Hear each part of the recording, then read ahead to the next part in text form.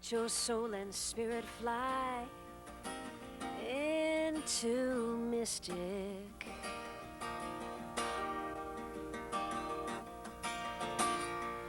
Let your soul and spirit fly into mystic.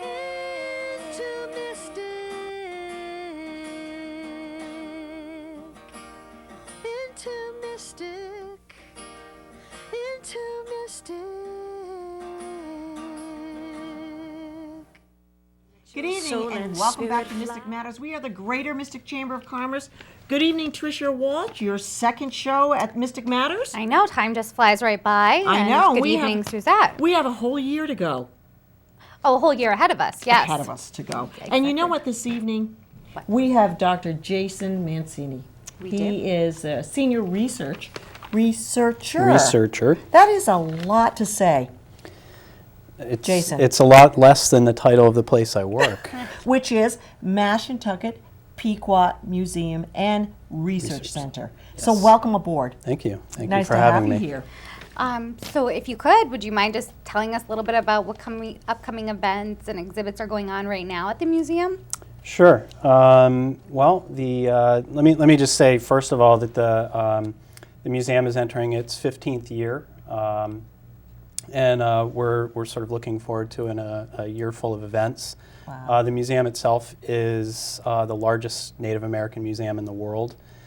So we're hoping to capitalize on some of this exposure this year and moving forward. But as I said, we are celebrating 15 years. We have all sorts of programming, summer programming coming up, projects including the Pequot War Battlefield Project that we're hoping to draw a lot of attention to. What exactly is that? I mean, can you just tell us a little bit about Sure. the Pequot War battlefield sites? Sure. Well, it's a project that's based around the event that's commonly known as the Pequot Massacre that took place right here in Mystic in May of 1637. And what we've been spending the last several years doing is working on a National Park Service grant focused on exploring the history of the war, locating the actual site of the fort and the various activities that took place as a result of this attack at Mystic. So it's this past year we celebrated, or commemorated anyway, the 375th anniversary of that event. The Pequots, Mohegans, and some Narragansetts came together to acknowledge the event. The event itself. Yeah. Right. And this has all been documented and certainly something that is easily researchable. It's been written that's a about and word. discussed for the Right. last 400 years, more or less. Okay. And Kevin McBride and Right. a team of archaeologists have been, and researchers have been pouring through the archaeological data that they've been working on, as well as historical documents. So it's quite intensive, a lot of legwork, and we're coming up with many, many new kinds of materials that hopefully in the near future we'll be bringing to exhibit form. Excellent. How long have you been at the museum? I've worked at the museum for about 19 years. I've worked on the reservation for about 27 since I was a youngster. I grew up in town, so I've worked with the tribe for a very long time and have been involved in the project since its inception. 27 years 27 years. associated with the not with the museum. Not with the but museum, with the archaeological work that was going on the reservation back in the mid-'80s. So this is really something that you have a passion for, and I mean, you have to have a passion for it to be I do. that connected and embraced in this whole project. Yeah, I've been working with the community for a long time, and I started out as a kid working with Kevin McBride. Right. As an archaeologist, and then as I developed a role at the museum, I now sort of head up all of the historical research for the tribe. So what would you say the museum has to offer a family, either visiting or even local, that maybe hasn't checked it out recently? Well, we have 308,000 square feet of space. About a third of that is exhibits. You can literally spend an entire day going through the exhibits. The exhibits span 18,000 years of natural and cultural history from the end of the last ice age through the population by mammoths and mastodons and giant beavers and things like that. And then when humans arrive, the Pequot's ancestors came on this landscape, and we have evidence about 10 to 11,000 years ago. So our exhibits start around that time and focus on the cultural changes over the next several thousand years until we get to our largest exhibit, which is a half-acre life-size reconstruction of a Pequot village. That one's my favorite. Which is everybody's Right, favorite. right. It's my favorite too, but I didn't want to, there's a lot of exhibits in there, Yeah. but that seems to be, Right. that's the one that really stands out. And, It's and really, a showstopper. Yeah, it and, is. And we call it an immersion environment, so people can walk into this space and not see exhibit text or films or anything like that, and just feel like you're in that space and feel like you're standing in the 16th century. Jason, just where are you located? I mean, we're speaking to the audience as if, of course, we've been there, as if people in our audience know where this wonderful museum is. But where are you located, number one? And number two, take us, when we do come to the museum, take us through what are we expecting, and is there an actual guide? Because a lot of times when you go to some of these museums, there's a lot that we don't understand. I mean, is it very easy to take us through the history? I mean, take us through some of that, Sure. and tell us where you are located. Okay, first. so we're actually a separate entity from the tribe's Foxwoods Casino. We're located about a quarter of a mile away, still on the reservation on Pequot Trail. It's a very large building, but it is tucked into the woods. The architecture sort of nestles the building into the edge of the cedar swamp. Most of about half of the building is underground, and it's a little, it's hard to detect because the entire surface of the museum is a green roof. I can talk about that after, but once you come into the museum, you enter a very large gathering space that's enclosed with glass, and the gathering space is actually modeled after the Pequot Fort. It's meant to represent the Pequot Fort that was attacked in massive. Mystic. Yes. Massive, quite Beautiful. massive. And it's an excellent space for events. We've been hosting a lot of events there. And then you descend down a ramp towards the exhibits. And once you get into the exhibits, you're introduced to the Pequot community today. And then you begin that tour through the 18,000 years. You descend down an escalator that takes you through a glacier and then into the exhibits. Now, whether or not you're with a tour guide or not depends on the kinds of services that you want to have. You can pay for public program staff to guide you through the museum. Many school groups do this. We have a lot of kids come to the museum during the course of the year. We have private events and also tours led by folks like myself, by Kevin McBride, and other staff members that we have throughout the year, depending on the specific focus. Now, are you open year-round? We are. We're open Wednesday to Saturday. The exhibits are open from 9 to 5. And we'll do things inside and outside on those days. Sometimes in the very cold weather. And That's not the time, Tricia, that I want to come. In the cold weather? In the cold weather. I Well, would like to come during, the nice hot weather. Well, because it's air conditioned. It's air conditioned, right. But I think during the cold weather is perfect because it's warm. Right. And you don't have to worry about, going indoors and outdoors. And also, I always think fall because of your way above ground observation area. Yes. And that's so beautiful. Yes. And how far does that? Yeah, so we have, as you walk into the building in near the gathering space, is a 180-foot observation tower. So you can take an elevator up that high and get it offers a commanding view of the surrounding landscape. It's unbelievable. But Yes. The fall. The fall is the beautiful, with the yeah. foliage, yeah. Yep. Yeah. You can see into Rhode Island as far as Massachusetts. Doesn't quite eclipse the hill to the south, so we can't see Long Island Sound, but It has a nice view of Lantern Hill, which is the highest point in the surrounding landscape. But a beautiful view of the area around the Cedar Swamp. You can see over towards Mohegan, the Eastern Pequot Reservation, and the surrounding farmlands and woodlands. Now, Jason, you said you grew up in this area, and I just want to circle back the 27 years. What made you stay for so long, and how did you originally get involved? Well, now you're getting me to reveal my personal history. Well, it's all about Mystic Matters Yes. because It is. I actually, I did grow up in town and went to school with Pequot kids Right. who were friends of mine. But my uncle, who is Kevin McBride, was the Wow. reason I Okay. got involved now, so Kevin young. has been on our show many times, Yes. so yeah, great guy. So, as a youngster, I tagged along. I used to beg my parents to tag along with him in the field. So when I was 7, 8 years old, I would go on digs with him, and then I would work when I was a little bit older during the summertime, up through college and so on. Wow. So it all started there. Excellent.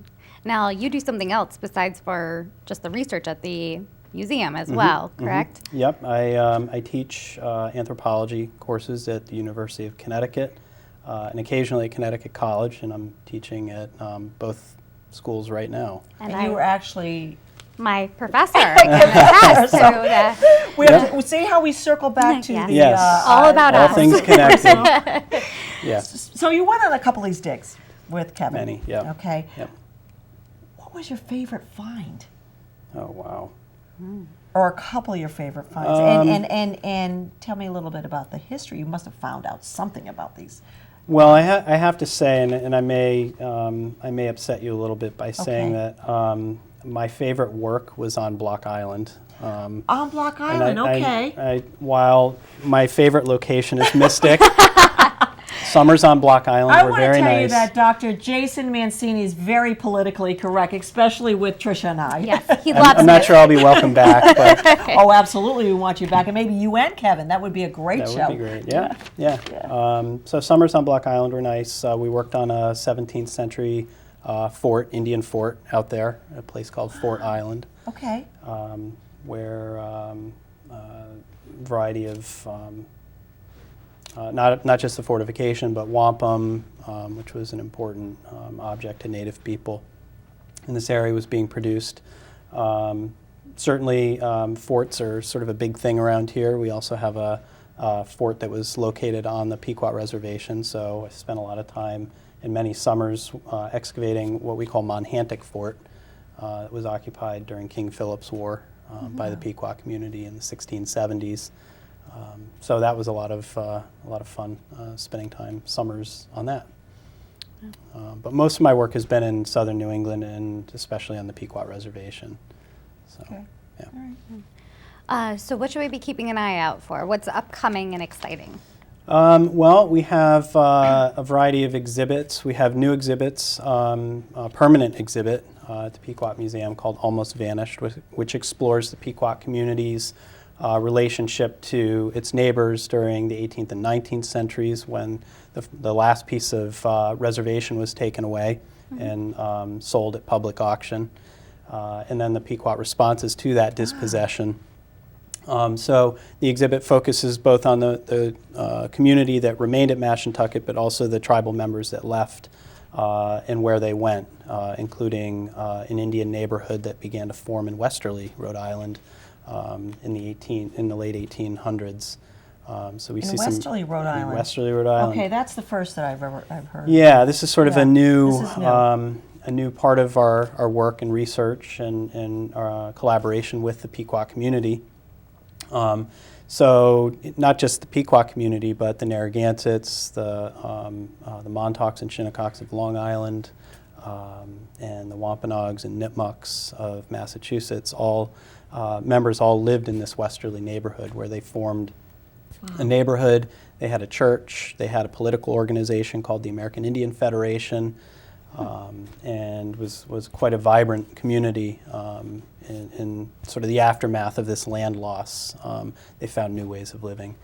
So our new exhibit focuses on that aspect of Pequot history and regional Native history. We also have a exhibit right now called Dolls, Nitapawis. Dolls is ambassadors of Native culture. It's an in-house exhibit that we produced focused on dolls and the culture of dolls around Native country. And it's a pretty exciting exhibit. A lot of kids really love it. Of course. So Yeah. definitely we want kids to come up and bring their parents and grandparents with them. This summer we'll be having a new exhibit in our temporary gallery called Ramp It Up, which looks at skateboarding in the Native community, which Wow. is something we don't normally think Yeah, about, but that's really thinking outside the box. It is. I know a lot Yeah. of people will be interested in that. yeah, yeah. So 'Cause really, it's new and exciting, Yeah. too. it is, and we're really trying to tap into the variety of Native experience, not just in southern New England, but across the country. So there's a lot of tribes in the Southwest that focus on this kind of activity. There's a filmmaker that's done some work on skateboarding and so on. Some of the work that I'm involved with also focuses on Native mariners, the Pequot and Mohegan and Narragansett mariners that went to sea through the ports of New London and Mystic and Stonington and traveled around the world. So those are new exhibits that will be forthcoming, new research that's forthcoming, and I've been collaborating with Mystic Seaport on some of this with their Morgan project, the restoration of the Charles Comes W. full Morgan. circle, doesn't it, Jason? Yeah. When you connect the dots Yeah. in yeah. this area. I have a question for you because Mm-hmm. my husband visited the museum a couple of months ago for the Mm-hmm. very first time, and he was just in awe. Mm-hmm. And certainly we'll be back. Actually, I would like him to go back and spend a couple of days there. You know, we Hint, work hint. we work 24 hours a day together, and Mm-hmm. we are in business together. But You could live in one of the teepees. he could down live in one of the there. teepees Yeah. just for an overnight. You know, I want him back, but just for an overnight. But Jason, how important is this museum to the community, and how important is it to our future, mainly our future of our kids? I mean, and I'm going to ask that question because if, again, we are connected to Mystic, we have this awe in our history here. But if you don't come from around here, what's it to you? Okay, well, I think a couple of things. One is so much of colonial history is rooted right here. Much of colonial policies, and in fact, American Indian policy literally started here from the first reservations in this country, which two of the Pequot reservations are the oldest in the nation, including the Pequot's first reservation at Noank. And their current reservation at Mashantucket. It's the oldest continuously occupied reservation in the country. So we can really begin to look at the Indian experience through the Pequot experience specifically.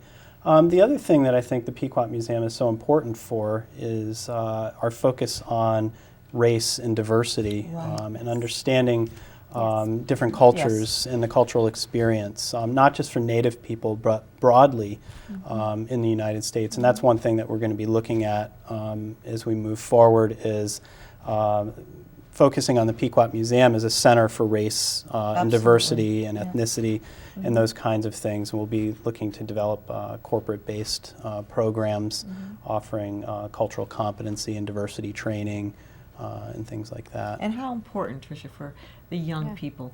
Well, that's you know. fascinating. I mean, that's such a, just a small step aside, and it goes with what you're doing, and then to go into this completely different, the training and everything. And I think it's definitely needed, and what better place to do it Yeah, than such absolutely. a great location. I mean, we're a premier location for discussing this kind of thing and bringing it to as broad an audience as possible.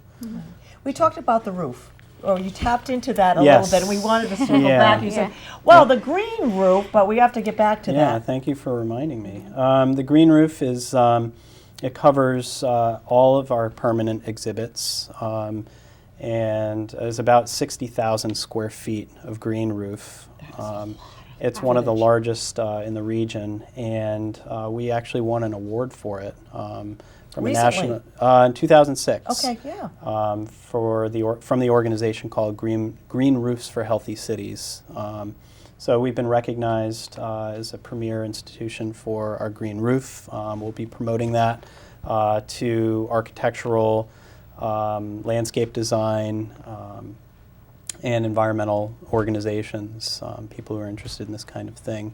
And we're certainly going in the green direction. Our restaurant also. You're a model for we'd for like this to for this area. We'd like to yeah. think so. Yeah, I absolutely. think we can really tap into this sort of environmental ethic. Our restaurant, which is offering a brand new menu that has a lot of native-inspired foods, is also going didn't know green. that. I didn't know that either. I didn't know that, Jason. I really didn't know that about your restaurant there. Yep. So we have just a wonderful new menu. So it's very reasonably priced, and all of our products are green products. They're bamboo, they're cornstarch made, and so on. So we'll be looking to become a certified green restaurant. Yeah. I didn't even So. hear of Well, such we'll a have thing. to go to lunch. Well, We have a absolutely, new and ask place to go. Jason to come along Exactly, with us. exactly. I Now would you do like that. events there. Let's just tap do, into yeah. that because I think that was another part Yeah. of the museum. Although the last time I was there was at an event, Tricia, and I thought, wow, what a great place to have an event.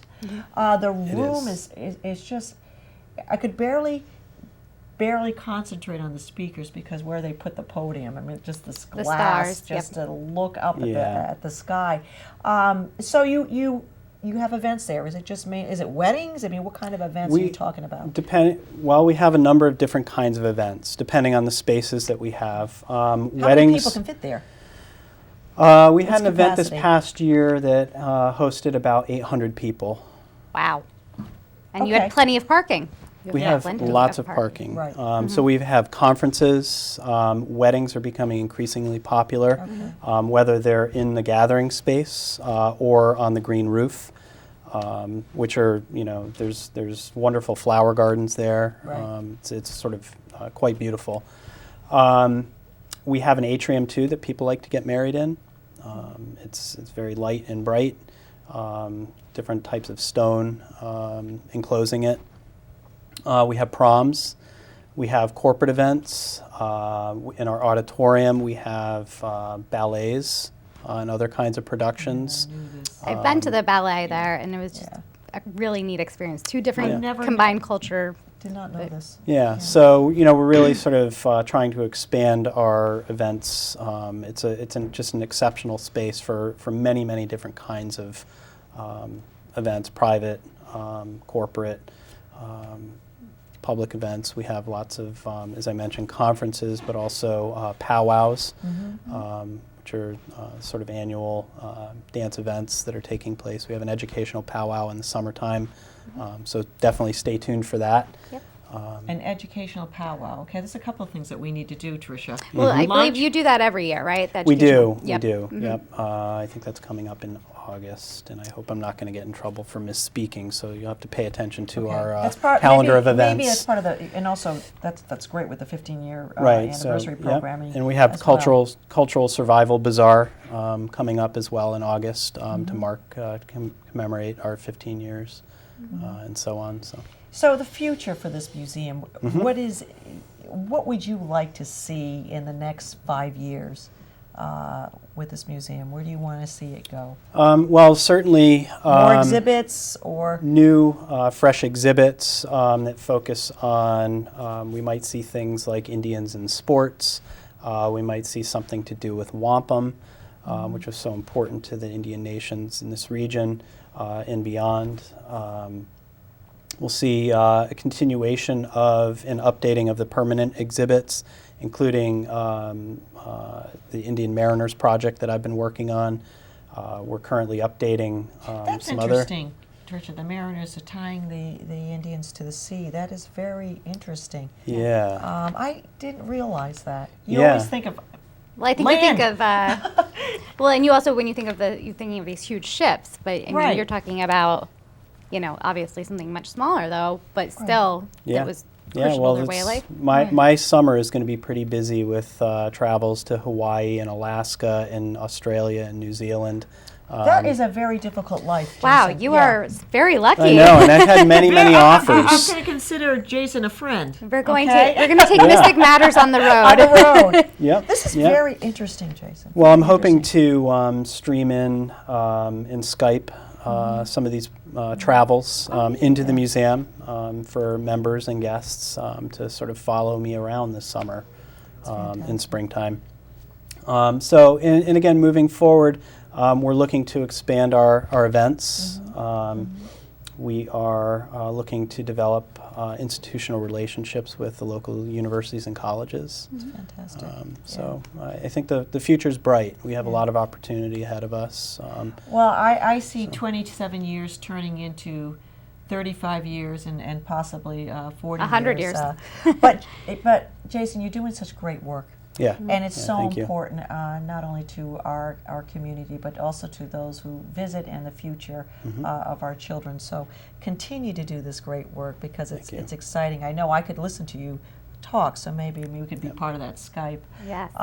But certainly come back, Jason, and tell us after the summer about your experiences. I absolutely will. But just for the audience to know, you have to go here. If you haven't been, it's well worth it. It's amazing, an amazing museum. And don't just go once, because you won't get it all at once, okay? Because I won't. stepped into my car and said, now, about that, and blah, blah, blah, blah, blah. So you have to go back again and sign up for a membership, because it's certainly worth it. So anyways, Dr. Jason Mancini, I want you to sign up and come back, forget Kevin. We know. No, I mean, don't forget him. I mean, Uncle Kevin McBride. he's done a great job. But do come back, whether it's with you or Kevin after the summer, and we'll we'll say to be continued. So I'd make like sure that. you get back on the Absolutely. schedule. So thank you for being here. You're welcome. With us. And can I just mention our website? Yes. Absolutely. pequotmuseum.org. Please check out all of our upcoming events and programs. We have a lot. Great. Including, if I can just mention, Yes, absolutely. we have Wolves coming, we have Earth Week in April, doing full moon hikes in Pequot country. Great. Coming up, and scavenger hunts that are becoming more and more regular at the But museum. check the website. Check the website. Okay. All right, And good. a night at the museum maybe somewhere in the future for us. Fantastic. Wow. And we'll continue to, speak out on behalf of the museum as well, because, like I said, you have to go there. Yes, that can be also seen from the Chamber website, direct link to the museum's website as well. Right. And Tricia Walt, again, your second show on Mystic Matters, and I look forward to many, many, many more shows. We are Mystic Matters, the Greater Mystic Chamber of Commerce. Good evening. Good evening. Your soul and spirit fly into mystic.